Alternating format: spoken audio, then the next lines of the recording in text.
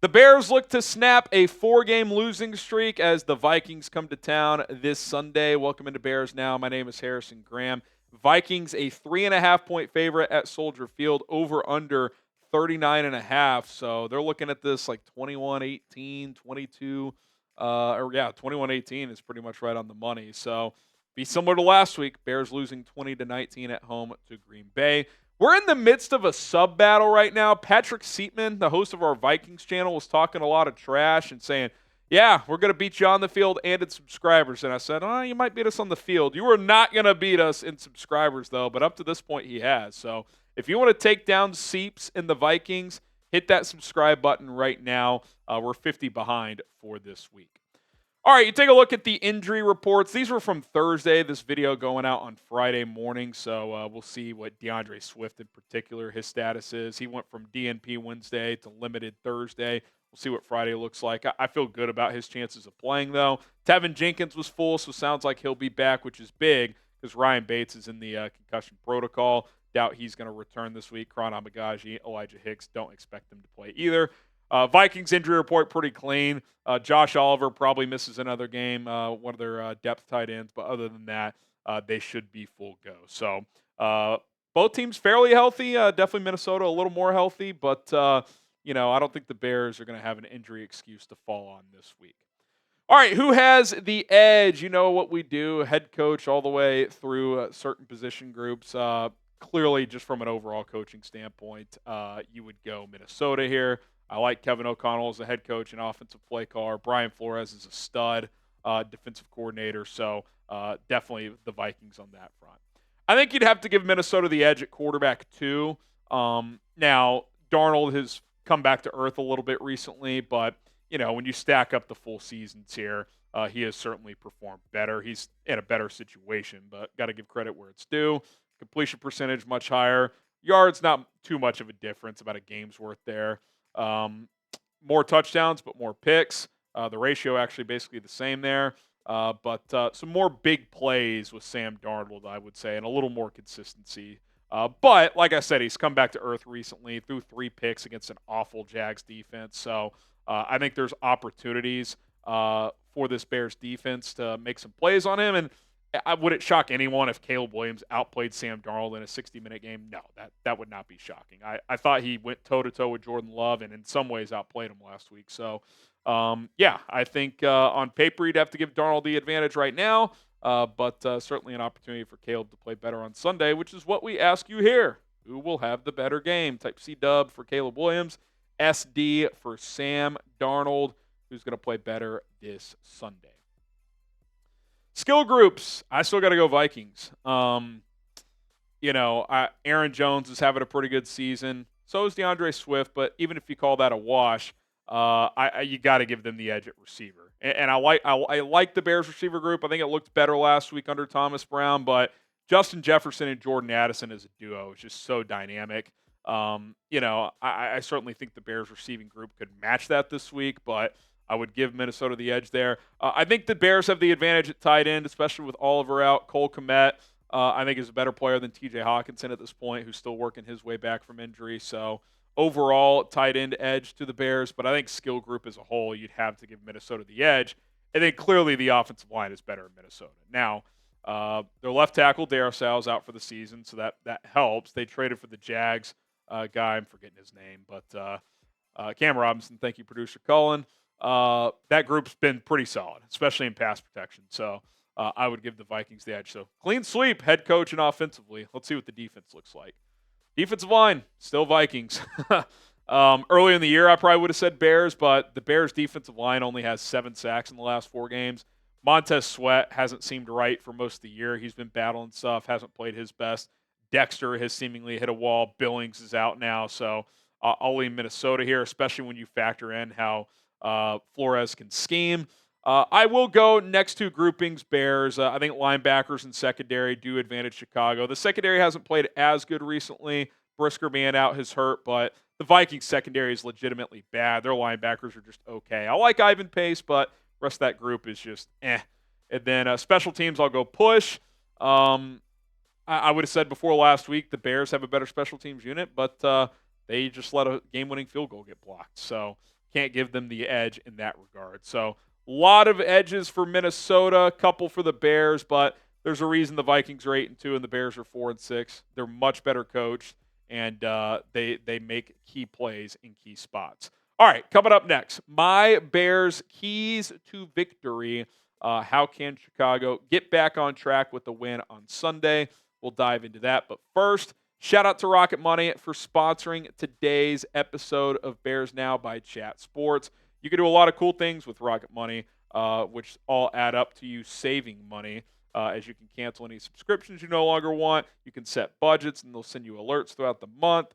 You can also get your bills lowered by up to 20%. The way to do that is to take a picture of any bill you may have that you think you're paying too much for, send it to Rocket Money, and they'll see if they can find you a better price. Maybe it's a different service. Maybe they can help negotiate with that company that you're using. They're going to help you out. Get started with Rocket Money today at rocketmoney.com/bearsnow. That is rocketmoney.com/bearsnow. Rocket Money has over 5 million users and has saved a total of $500 million in canceled subscriptions, which saves members up to $740 per year when using all of the app's features. So what are you waiting for? Stop wasting money on things you don't use. Cancel your unwanted subscriptions by going to rocketmoney.com/bearsnow. That's rocketmoney.com/bearsnow. Link in the comments and in the description of this video. Okay, let's get to my keys to victory.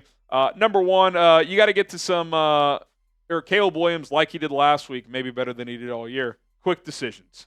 Get the ball out quickly.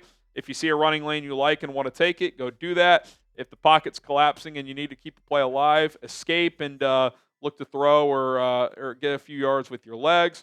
Because, A, you should be doing that most weeks, but depending on the opponent, you might be able to hold the ball an extra half tick here and there. Not against this team, because Brian Flores is going to bring the heat. He is going to blitz. He's going to blitz. He's going to blitz. And then he's going to blitz some more. They're first in the NFL at 38% blitz rate. Caleb said it himself. He is the master of cover zero blitz. What does that mean? They're going to play man coverage and bring 6 and 7 a lot. That's what they're going to do. We saw Caleb late in the game in a high-tent situation, set max protection, hit Keenan Allen on a nice 12-yard out to set them in field goal range. I thought that was a huge growing moment. May have to do that a bunch this week because Minnesota will blitz a ton. So Thomas Brown needs to have solutions there. Caleb needs to execute those solutions. And more often than not, that's going to be getting the ball out quick. Maybe the screen game returns with DeAndre Swift, assuming he plays, or Roshan Johnson. We'll have to wait and see. Number two, you can't get buried early. I know that kind of sounds obvious, but again, based on this opponent, Minnesota is the best first-quarter team in the NFL. They lead the NFL in first-quarter points with over 8 points per game. They only give up 2 first-quarter points per game on average. So they're 10 games in, so they've given up 20 total first-quarter points the entire season. We know how bad the Bears have been scoring in the first quarter, so you can't get buried. I'm not saying you have to have a lead, but being down 7, 10-0, 10-3 after one, not a place you want to be because the way the Vikings are built, playing from behind is tough because Flores is just going to keep coming after you.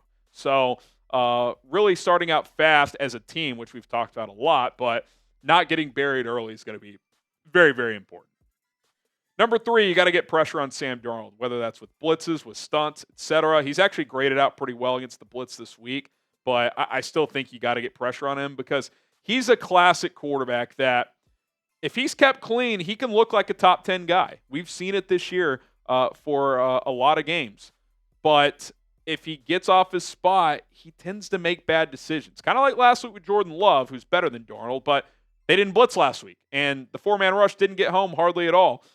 So if you're Matt Eberflus, I know it's not really what you want to do. You want to win with 4. You might just have to blitz more. You might have to take chances. And yeah, that might lead to some explosives. You gave him explosives last week.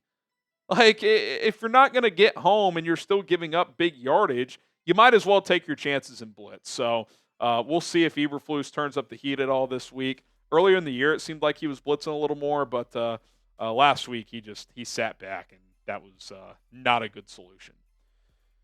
All right, back to the offense. Dial up some shot plays. I know the deep ball specifically hasn't been a big strength of Caleb's in his rookie year, but had a nice little back shoulder fade ball last week to Rome on a 4th down. Threw a nice sail route about 25 yards in the air to Cole Kmet on the money. Those were both dot balls. And when you look at the Vikings defense, Where's the weakness?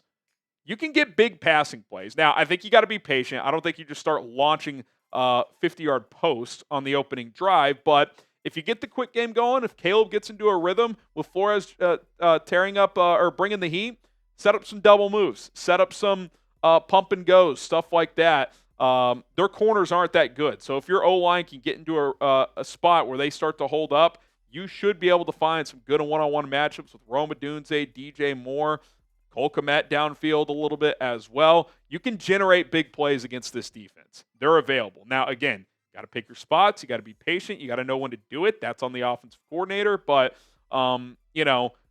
despite Caleb's deep ball accuracy not being great this year, I think we saw signs of growth in that last week. And you can't just not ever throw the ball deep. You got to keep a defense honest, so occasionally you're going to have to throw the ball downfield. Even if you don't hit those, it backs the safeties up a little bit, and it reopens up the running game and the intermediate and short passing game. All right, lastly, you need a big game from Jaylen Johnson. Jaylon said it himself. I agree with him. I don't think he had a very good game last week for his standards. This is a tough battle. Justin Jefferson, they've gone up against each other a bunch. I know Jaylon doesn't always shadow. I wonder if they'll do that more this week, especially if Tyreek Stevenson and Terrell Smith are struggling on their side. But you need Jaylen Johnson to not necessarily shut down Jetta, but hold his own.